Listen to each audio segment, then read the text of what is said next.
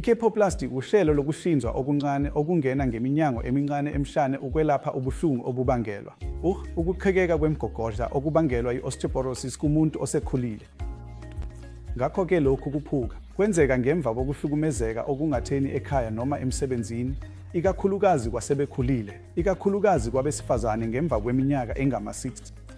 Bavame ukuvela nobuhlungu emhlane, abakwazi ukuhlala, ukuma noma ukujika embhedeni. Ngakho-ke kungase kube noma kungabi nobuhlungu emlenzeni, ixilongwa kanjani, kubhekwa nge-X-ray noma imri yomgogodla wakho we-lumbar ukuze kutholakale ukuqhekeka. Uma ubuhlungu bungaphathwa ngendlela yokuphumula embhedeni, khona-ke sivame ukuncoma ukuphathwa ngendlela yokuphumula. Kodwa namuhla wonke umuntu ufuna ukuzimela ngaphandle kwezinhlungu. Ngaso leso sikhathi ngakho ufuna ukuhamba ngokushesha. Ngakho-ke i-Kyphoplasty iyinqubo lapho sifaka khona inalithi encane ngosizo lohlelo lokuzulazula emhlane wakho lapho umzimba we-vertebral noma umgogodla uqhekekile, bese kufakwa usimende ethangeni.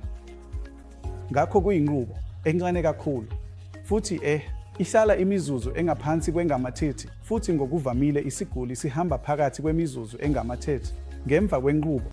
Kwenziwa ngaphandle kwe-anesthesia yendawo, ukuze kungabikho isidingo sokuthi isiguli sihlale esibhedlela isikhathi esingaphezu kosuku, futhi isiguli si-ambulensi ngosuku olufanayo. Kungani i-Kyphoplasty ibalulekile kakhulu ezinsukwini zanamuhla? Bheka namuhla isakhiwo senhlalo yomndeni wethu sesishintshile, kuyimindeni emincane futhi kunzima ukunakekela. Isiguli esine-osteopathic spine fracture ekhaya, isikhathi eside noma esibhedlela, kuyinkinga kwezenhlalo nakwezomnotho.